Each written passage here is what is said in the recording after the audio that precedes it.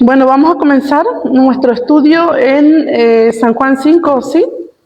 Después de estas cosas había una fiesta de los judíos y subió Jesús a Jerusalén y hay en Jerusalén cerca de la puerta de las ovejas un estanque llamado en hebreo Betesda, el cual tiene 5 pórticos. En estos yacía una multitud de enfermos, ciegos, cojos, paralíticos, que esperaban el movimiento del agua, porque un ángel descendía de tiempo en tiempo al estanque y agitaba el agua. Y el que primero descendía al estanque después del movimiento del agua quedaba sano de cualquier enfermedad que tuviese. Y había allí un hombre que hacía 38 años que estaba enfermo. Cuando Jesús le había acostado y supo que llevaba ya mucho tiempo, así le dijo: ¿Quieres ser sano? Señor, le respondió el enfermo, no tengo quien me meta al estanque cuando se agita el agua. Y entre tanto que yo voy, otro desciende delante que yo. Jesús le dijo: levántate, toma tu lecho y anda. Y al instante que el hombre fue sanado y tomó su lecho y anduvo, y era día de reposo aquel día. Entonces los judíos dijeron a aquel que había sido sanado: ¿es día de reposo, no te es lícito llevar tu lecho? Él le respondió: el que me sanó, él mismo me dijo: toma tu lecho y anda. Entonces le preguntaron: ¿quién es el que te dijo: toma tu lecho y anda? Y el que había sido sanado no sabía quién fuese, porque Jesús se había apartado de la gente que estaba en aquel lugar. Después la halló Jesús en el templo y le dijo: has sido sanado, no peques más, para que no te venga alguna cosa peor. El hombre se fue y dio aviso a los judíos que Jesús era el que le había sanado. Y por esa causa los judíos perseguían a Jesús y procuraban matarlo, porque hacía estas cosas en el día de reposo. Muy bien, entonces, perdón, ¿sigue? Sí. Y Jesús le respondió: perdón. Mi Padre hasta ahora trabaja y yo trabajo. Por esto los judíos aún más procuraban matarle, porque no solo quebrantaba el día de reposo, sino que también decía que Dios era su propio Padre, haciéndose igual a Dios. Amén. Espero que lleguemos hasta ahí porque tenemos que hablar de eso que dice que está mal traducido ahí. Entonces, comienza: después de estas cosas había una fiesta de los judíos y subió Jesús a Jerusalén. Ya hablamos de esto. ¿Por qué aclara la Escritura o el autor de San Juan que era una fiesta de los judíos? Ya vimos eso. ¿Por qué aclara que era una fiesta de los judíos? Que es porque aclara el autor porque el libro está más que nada inclinado para los samaritanos y aclara que es fiesta de los judíos, no porque sea de los judíos. Entonces nuestros hermanos del sistema dicen que las fiestas son de los judíos por lo que dice el Evangelio, pero no es que sea de los judíos, aclara que es de los judíos porque no es la que hacen los samaritanos, porque los samaritanos guardaban las fiestas también de Dios, pero en otro tiempo, o en fechas diferentes, mejor dicho. Entonces aclara que este era el tiempo que guardaban los judíos, porque los judíos sí guardaban según el mandamiento. ¿Se acuerdan que el reino del norte, Jeroboam, cambió la fecha? Principalmente la de tabernáculo, y seguramente que cambió las otras también, porque aclara en el momento de Pesas que era de los judíos, también aclara. Aclara que es de los judíos porque están en el tiempo del mandamiento, por eso aclara que están haciendo ellos.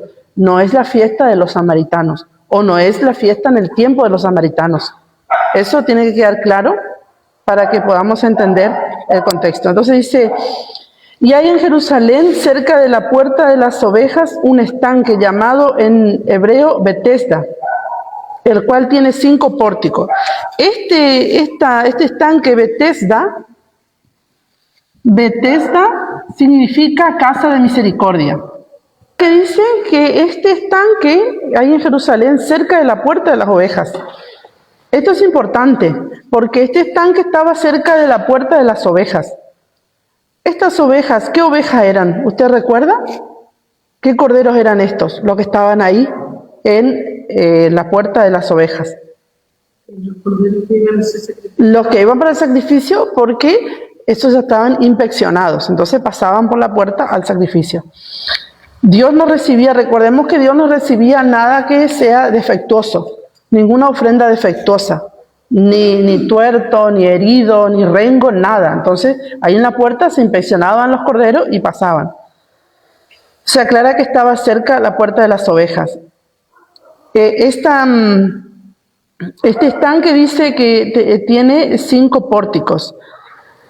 Esto es interesante porque dice más adelante que en el 3 dice, en esto yacía una multitud de enfermos, ciegos, cojos y paralíticos que esperaban el movimiento del agua. La historia, nosotros tenemos que entender que tanto los Israel en Jerusalén como los samaritanos, todos hasta el día de hoy batallan con los dioses paganos, ¿sí? Entonces, habían en un lugar de ahí de Jerusalén donde estaba este pórtico, donde se decía, porque ahí dice justamente, que había el estanque, y se decía que el ángel venía cada tanto y lo sanaba, pero era una tradición como pagana.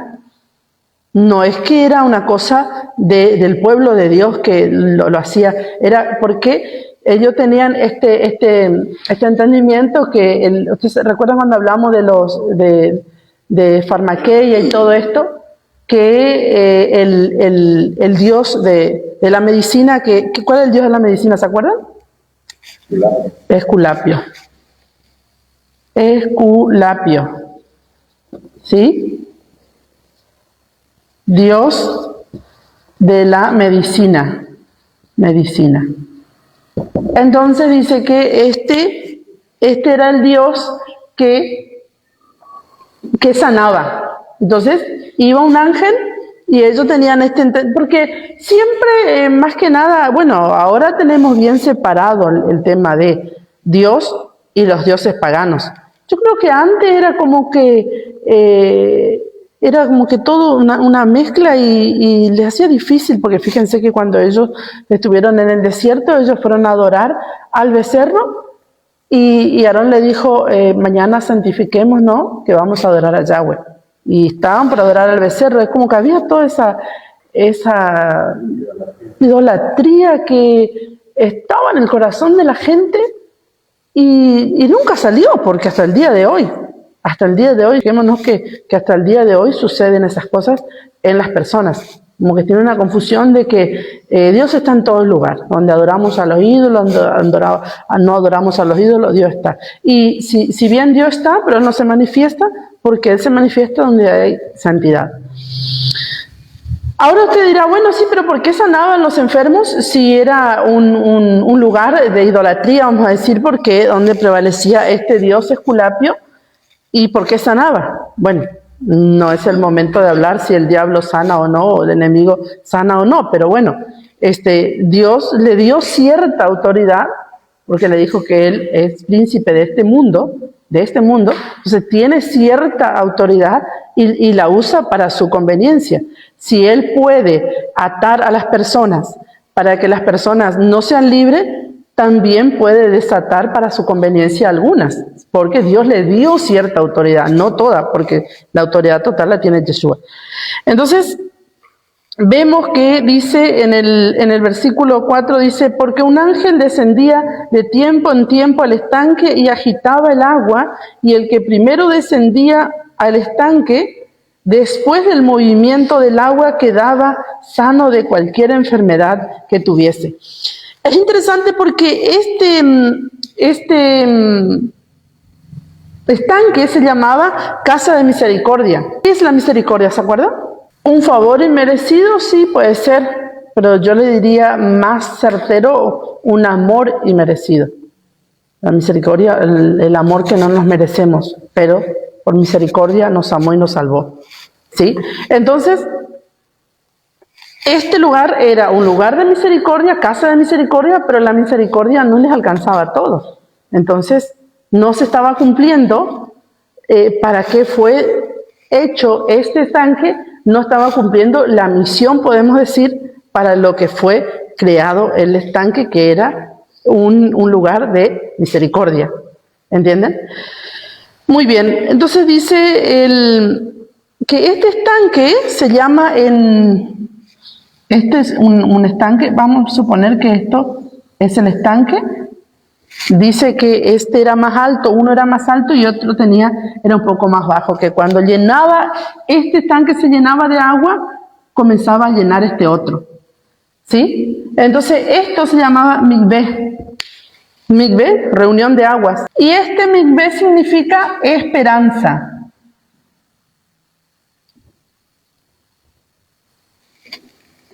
Nosotros podemos decir que este estanque se llamaba reunión de aguas, pero en hebreo es mikveh, que significa esperanza. Entonces, el lugar era el lugar de esperanza de los enfermos, fue creado para producir o para alcanzar la misericordia a la gente, mejor. 3. Ciegos, cojos, enfermos, paralíticos, que esperaban el movimiento de las aguas. Entonces podemos ver que este hombre hacía ya, dice en el versículo 4, en el 5, había allí un hombre que hacía 38 años que estaba enfermo. Esto es un número profético. Porque, ¿cuánto tiempo estuvo Israel en el desierto? 40 años. Pero ellos tuvieron 2 años en el monte Sinaí, y 38 años divagando en el desierto. En total, 40 años. Pero ellos tenían que pasar, después de salir del monte, ellos tenían que entrar a la tierra prometida. Pero no entraron por rebeldes, por rebeldía, ¿no? Entonces, ellos divagaron 38 años. Entonces, este hombre es una metáfora de la situación del pueblo de Dios. Tanto el pueblo de Dios de Israel, como el pueblo de Dios que estaba disperso, y como el pueblo de Dios, o sea, todo Israel, pero para que usted me entienda, los que estaban dispersos, los que hoy se acercan, los del sistema, todos, ¿qué hacen? Buscan alcanzar la sanidad y esperan años alcanzar la sanidad en algún lugar, que creen que Dios va a hacer algo, pero nunca alcanzan la sanidad, como este hombre, por ejemplo. Salmo 16, 2, 4. Porque los ángeles no son dignos de adoración para nosotros. En el tiempo o también ahora en Israel, muchos adoran a los ángeles. Muchos adoran a los ángeles. Nosotros no adoramos a los ángeles. Sabemos que los ángeles están a servicio nuestro, porque siempre pedimos que envíe Dios los ángeles, que los ángeles vayan delante de nosotros. Pedimos a Dios. Pero los ángeles no son dignos de adoración. Entonces ellos sabían que un ángel, según la fe de ellos, que un ángel iba a venir a traerle la sanidad. Y el ángel por sí solo no hace nada, porque si el ángel hace algo por sí solo, se merece adoración. ¿Entiende? Entonces el hecho que sane a alguien se merece adoración. Entonces realmente para nosotros no es así, porque nosotros no esperamos que el ángel haga nada sin que nosotros le pidamos, porque el ángel va a hacer si nosotros pedimos. Por eso es que muchas veces nosotros no entendemos por qué suceden cosas o no suceden, es que no pedimos la ayuda de los ángeles, pero no enviamos en el nombre de Yeshua la ayuda de los ángeles. ¿Quién puede leer Salmo 16, 2 al 4? Guárdame, oh Dios, porque en ti he confiado. Oh alma mía, dijiste a Yahweh, tú eres mi Señor. No hay para mí bien fuera de ti. Para los santos que están en la tierra y para los íntegros es toda mi complacencia. Se multiplicarán los dolores de aquellos que sirven diligente y otros Dios. No ofreceré yo sus libaciones de sangre, ni en mis labios tomaré sus nombres. Muy bien, ahí podemos ver que este hombre estaba 38 años en un lugar sufriendo. Imagínense un paralítico de 38 años. Yo no me puedo ni imaginar una persona tirada a 38 años. Porque realmente no tenía quien le lleve hasta el estanque. Porque venía el ángel, dice, y alguien le ganaba. Pero tenemos un paralítico más adelante que los amigos rompieron el techo y le bajaron donde estaba el Señor. Y esto también es interesante, porque vamos a llegar ahí y es importante las personas que nos rodean. Entonces dice, se multiplicarán los dolores de aquellos que sirven dirigente a otros dioses. No ofreceré yo libaciones, dice el salmista, de sangre, ni en mis labios tomaré sus nombres. Porque a los ángeles adoraban y tenían el ángel, inclusive los ángeles que tienen nombre en la Biblia, por ejemplo, el ángel Miguel, Rafael, el ángel Gabriel, hay otros ángeles, Arcángel, no. sí, Uriel, todos estos ángeles eran adorados por este grupo, ¿sí? Estas personas que hacían esto. Entonces el ángel venía y ellos adoraban eso. El Salmo 32 y 41:3.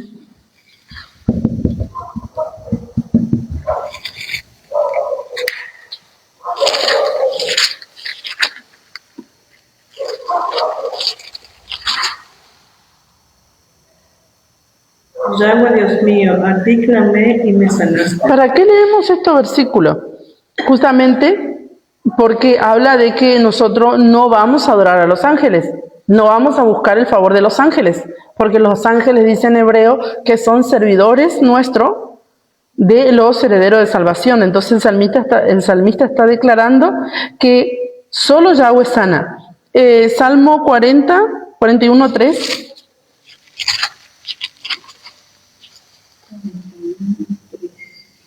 Yahweh lo sustentará sobre el lecho del dolor.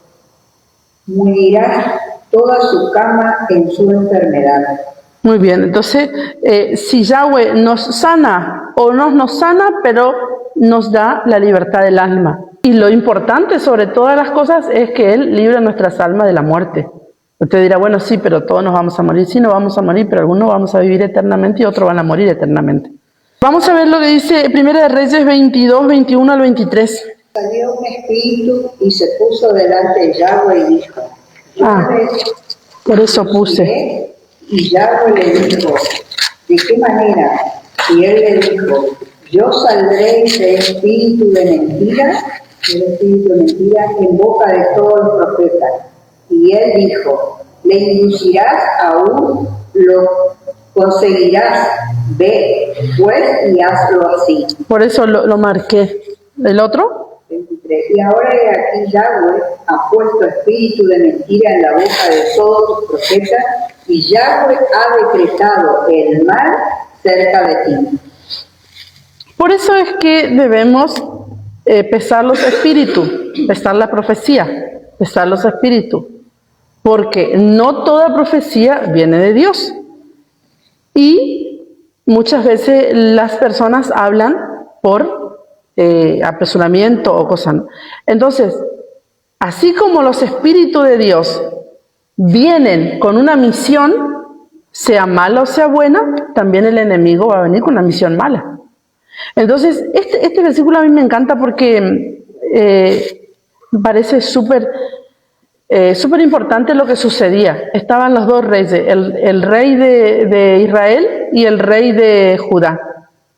El rey de Judá, Josafat, estaba el rey, oigan qué interesante, porque estaba el rey de Israel con 400 profetas.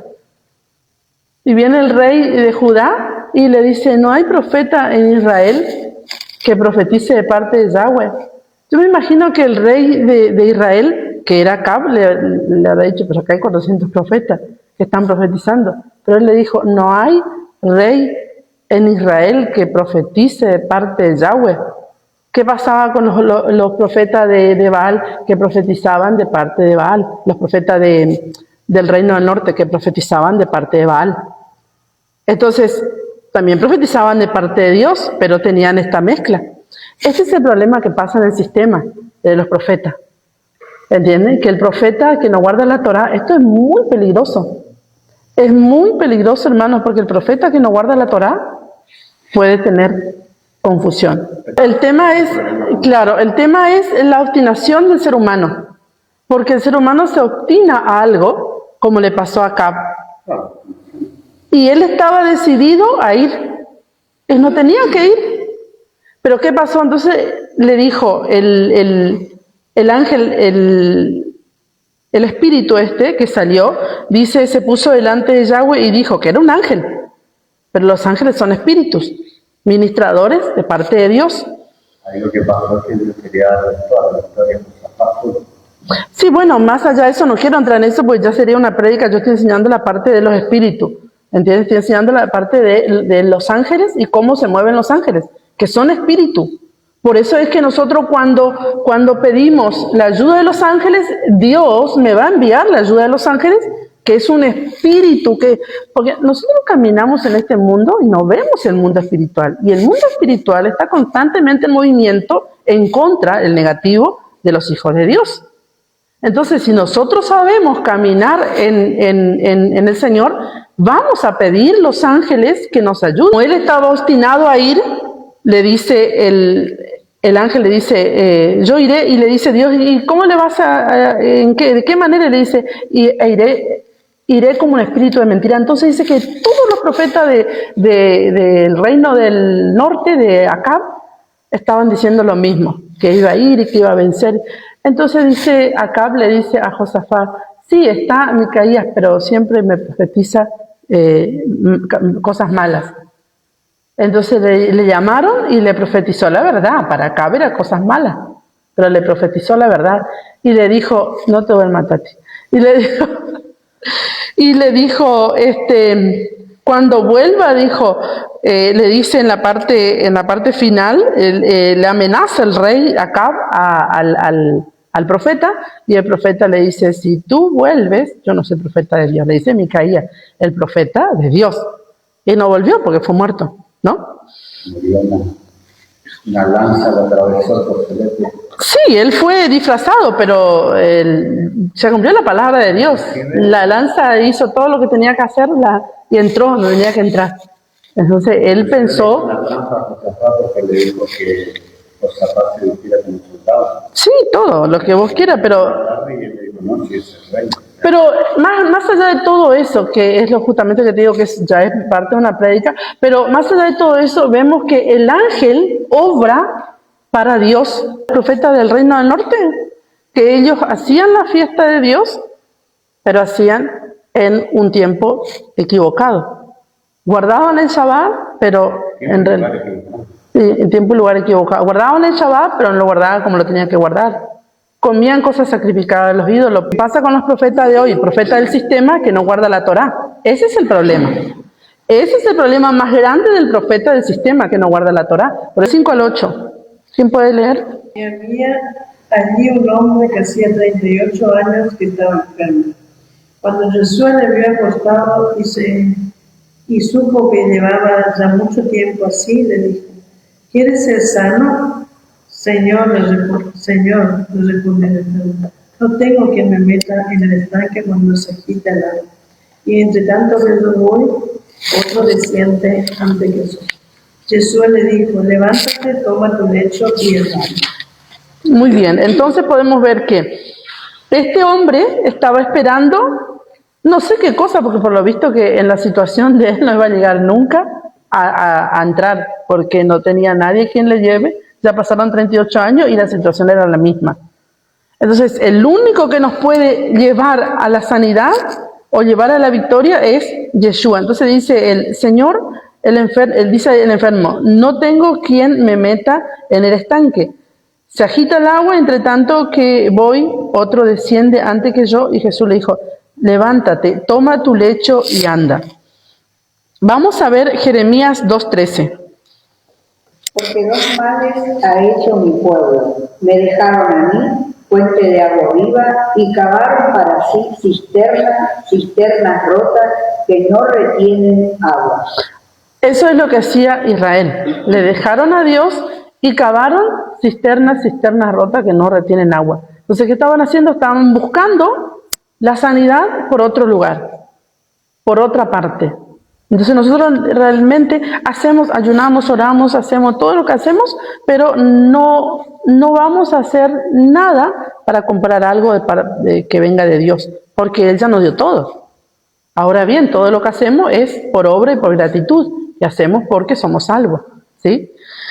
Entonces este hombre estaba buscando en un lugar equivocado, estaba buscando en un lugar donde no iba a lograr absolutamente nada porque el movimiento y el ángel que venía, él no podía alcanzar por la situación que él estaba viviendo. ¿Qué dice el versículo 9?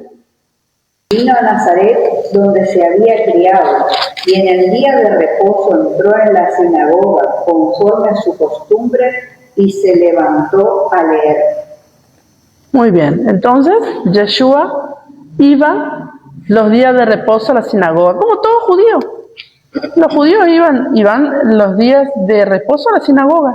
Él era un judío y vivía como judío. Dice el versículo 10, entonces los judíos dijeron a aquel que había sido sanado, es día de reposo, no te es lícito llevar tu lecho. Hechos 13, 14, 15.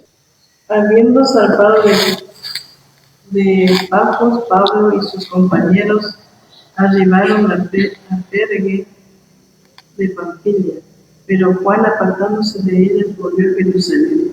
Ellos, pasando de Perge, llegaron a Antioquía de Siria y entraron a la sinagoga un día de reposo y se sentaron.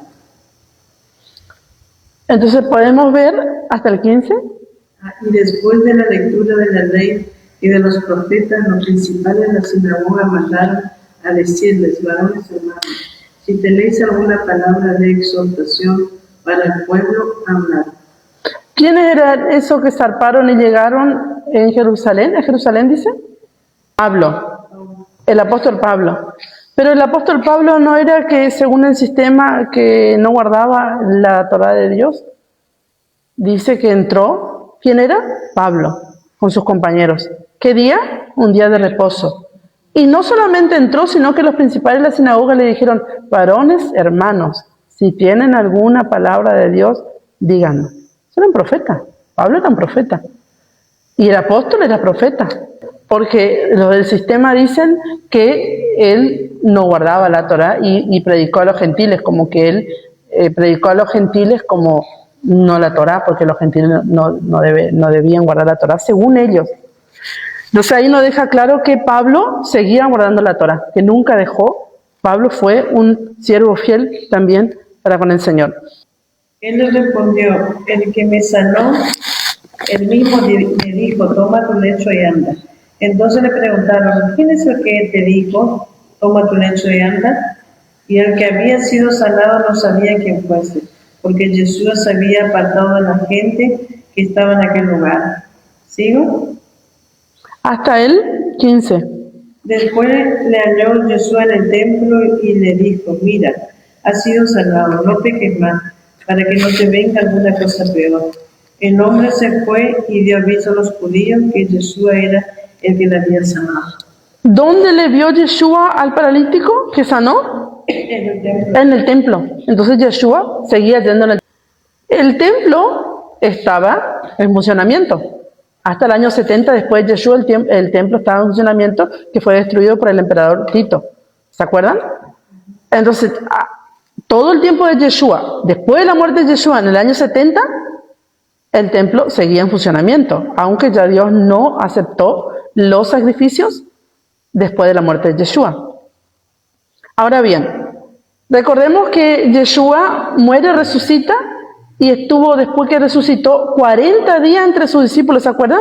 ¿Para qué estuvo 40 días entre sus discípulos? Hablamos el sábado. ¿Qué hizo el Señor esos 40 días? Hablándole. Sí, pero ¿qué misión cumplió con respecto al desierto? ¿Para qué Él estuvo 40 días hablándoles? Importantísimo, redimió el tiempo. El tiempo que ellos perdieron en el desierto, Yeshua les redimió. Vino a sanar el tiempo. ¿Se acuerdan? ¿Se acuerdan o no? Bueno, entonces yo les hago una pregunta. En esos 40 días que Yeshua ya fue muerto, enterrado, resucitado y andaba entre ellos, él ya era el gran Cohen Gadol, ¿o no? Sumo sacerdote. Sí, bueno. ¿Quién entraba en el lugar santísimo en el templo? Sumo sacerdote. ¿Yeshua entró al lugar santísimo siendo sumo sacerdote? Yeshua no entró en el lugar santo, en el lugar santísimo, porque él no era del linaje de Aarón. Solo los que entraban en el lugar santo, el lugar santísimo, era el linaje de Aarón. O sea, Aarón, el sumo sacerdote, el linaje de Aarón. Yeshua no podía entrar. No podía entrar, no tenía ese derecho. Por más que él era el sumo sacerdote enviado por Dios para salvar nuestras almas. Él no podía entrar y él respetó eso. Pero el templo estaba en funcionamiento y él no podía entrar, no podía hacer eso. Ni siquiera cuando él iba al templo, él iba en la parte de adoración y de lectura de la Torá. No, él nunca se presentó como para poner aceite a la lámpara, cambiar los panes de la proposición. No, porque él no era de la descendencia de Aarón, de levita. Él era de Judá. Y ninguno que no era de la descendencia de Aarón podía, aunque el tiempo estaba, habían también ahí otros sacerdotes que no eran de la línea de Aarón. Versículo 10 dice, entonces los judíos dijeron a aquel hombre que había sido sanado, es día de reposo, no te es lícito llevar tu lecho. Él le respondió, el que me sanó, él mismo me dijo, toma tu lecho y anda. ¿Qué hizo el Señor con esta actitud que le dijo, toma tu lecho y anda? En día de reposo. Según ellos no era lícito llevar, pero dice la palabra que el reposo fue hecho a causa del hombre, no el hombre para el día de reposo, sino el día de reposo para el hombre, para que el hombre descanse, para que el hombre sea sanado, para que el hombre sea ministrado, para que el hombre estudie, para el hombre me refiero a varón y mujer. Para eso fue hecho el día de reposo. Siempre, no para poner carga. ¿Y qué hacían ellos? Ponían carga. Entonces el Señor en una parte se enoja y le dice, ustedes son hipócritas, porque ustedes hoy sacaron su asno, sacaron su oveja, sacaron su animal para darle agua y de comer, y es día de reposo. Y en una parte que le dice, por la hija de Abraham, dice, y a esta hija de Abraham no le es lícito ser sanada el día de reposo. Entonces, esto es lo interesante, que el Señor quitaba todos esos argumentos de ellos. Entonces, ¿qué hizo el Señor cuando le dijo, toma tu lecho y anda? Le dio descanso, le dio sanidad. Porque una persona que estaba tirada en un lugar 38 años, no podía descansar, no podía ir al templo, no podía adorar, no podía nada. Entonces, cuando él fue sanado, fue al templo. Y ahí le encontró el Señor. Muy bien. Es muy interesante esto porque fíjense que cuando Pedro y Juan iban al templo, a la hora de la oración, dice. Ellos iban al templo todo el tiempo. No dejaron de ir al templo. Eso es lo que tenemos que entender en la Escritura, porque nos han puesto tanto en la cabeza que ellos ya no vivían la Torá que no hemos dado cuenta de todas estas cosas. Ellos iban al templo. A las 3 de la tarde, a la hora de la oración, a la hora que Yeshua muere, la hora que Pedro y Juan van a entrar al templo a la hora de la oración y ven a un paralítico que estaba ahí pidiendo. Y el paralítico les mira y Pedro le dice, no tengo oro ni plata, pero lo que tengo te doy, sé sano, recibe la sanidad. Entonces es muy interesante porque una vez más nos habla que los discípulos iban al templo y no iban a cualquier hora, ellos iban a la hora de la oración, a las 3 de la tarde. ¿Por qué? Porque Yeshua murió a las 3 de la tarde. Es interesantísimo cómo él muere a la hora de la oración. Cómo nosotros podemos muchas veces pensar que no va a ser respondida cierta oración si es la hora que Yeshua murió para darnos la victoria. ¿Me entienden? La hora del sacrificio, de la oración, de todos. Entonces le preguntaron, ¿quién es el que te dijo, toma tu lecho y anda? Y el que había sido sanado no sabía quién fuese, porque Yeshua se había apartado de la gente que estaba en aquel lugar. Después le halló Yeshua en el templo y le dijo, mira, has sido sanado, no peques más para que no te venga alguna cosa peor. Eso está en... Vamos a leer Marcos 2, 27 al 28.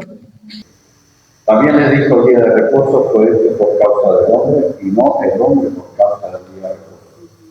Por tanto, el Hijo del Hombre es Señor aún del día de reposo. Muy bien, Señor aún del día de reposo. El 16 al 18 del 5 dice, y por esta causa los judíos perseguían a Yeshua y procuraban matarle, porque hacía estas cosas en el día de reposo. ¿Cuál era el problema? Que ellos querían matarle porque él hacía estas cosas del día de reposo que ellos no hacían. ¿Cuál era el problema? Que ellos no querían que su doctrina, ¿sí?, su enseñanza caiga, porque ellos ya todos respetaban eso. Entonces eran muy legalistas.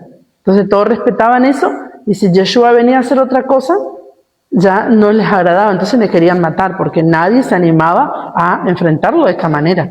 Es decir, no, el día de reposo fue hecho para el hombre. ¿Cómo el hombre no va a ser sanado si fue hecho para él?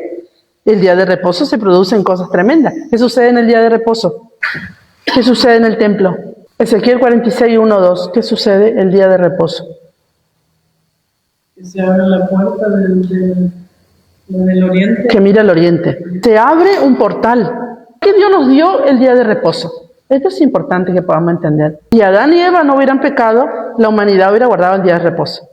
Pero Adán y Eva al pecar, la humanidad transgredió el día sagrado de Dios.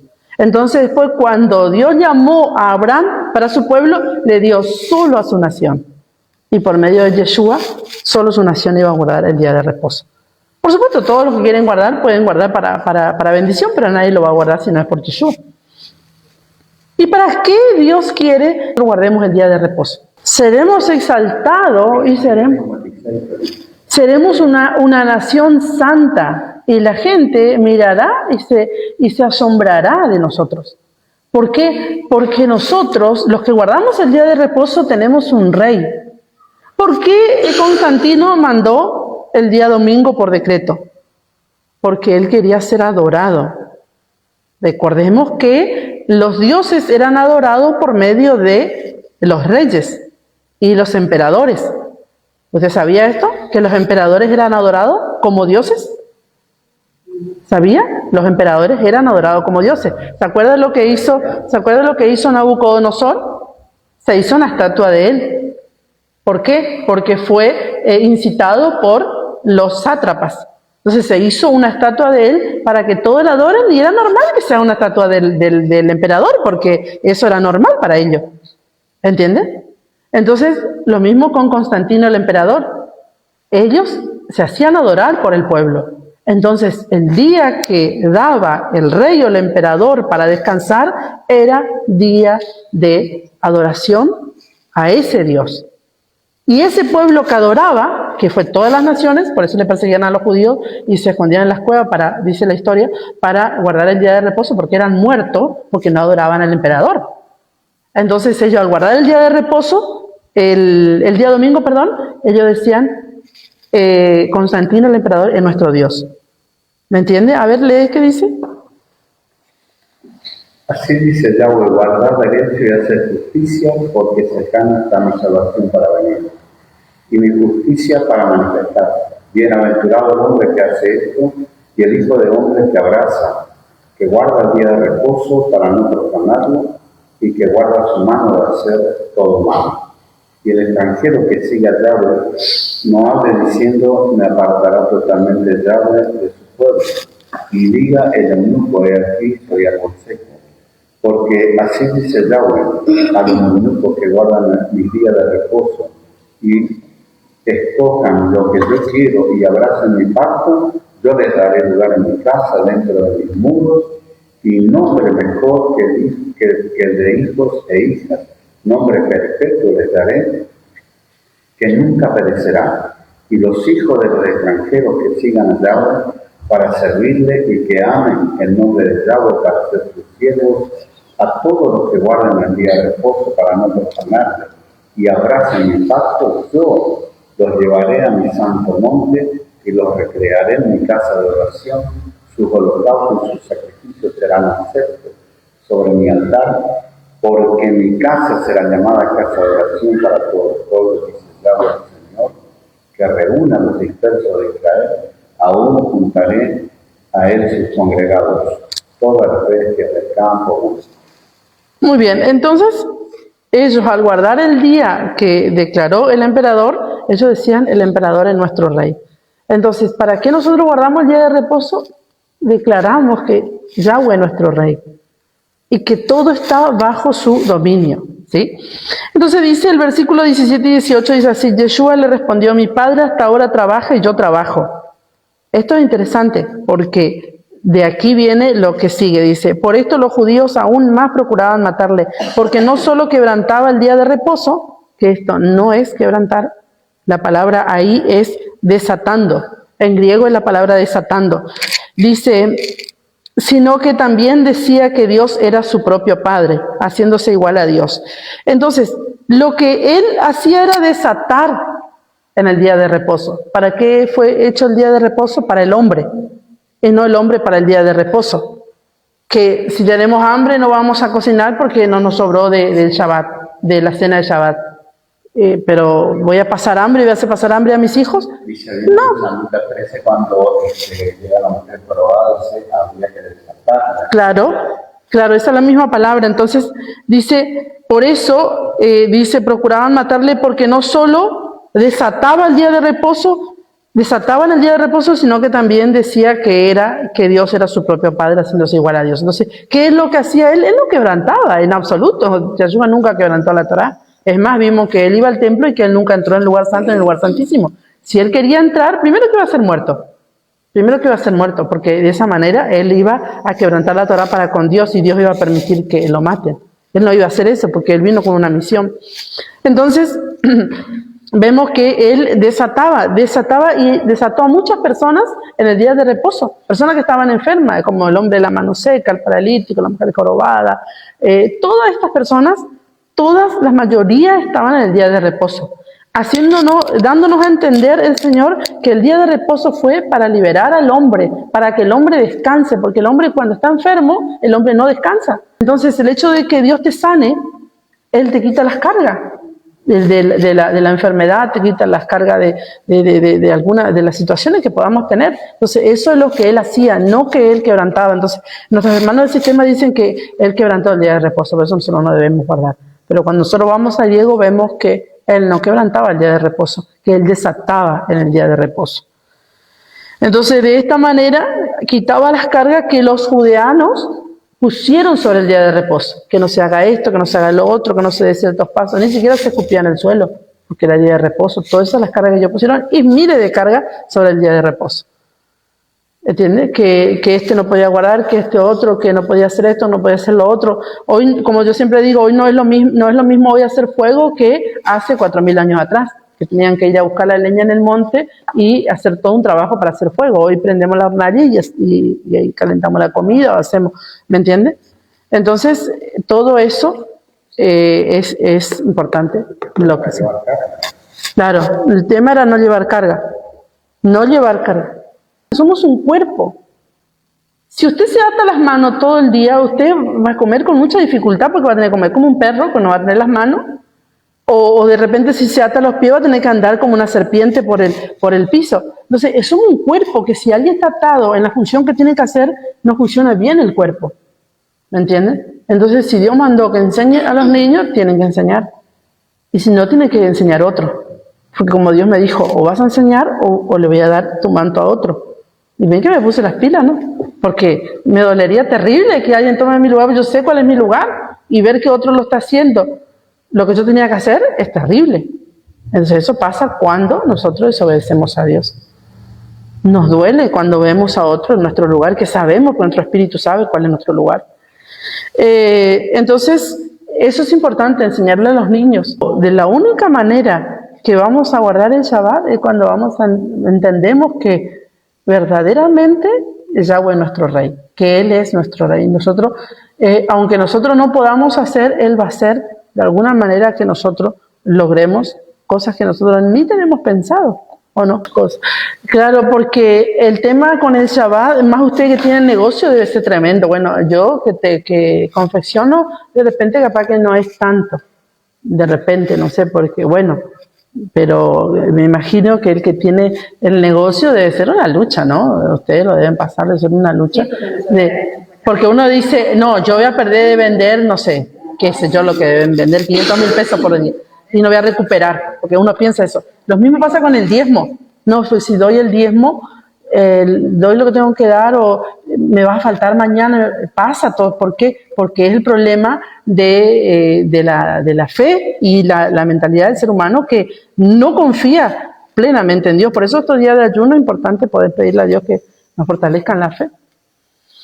Y sí, si obedecemos, en la obediencia está toda la bendición, todo, absolutamente todo.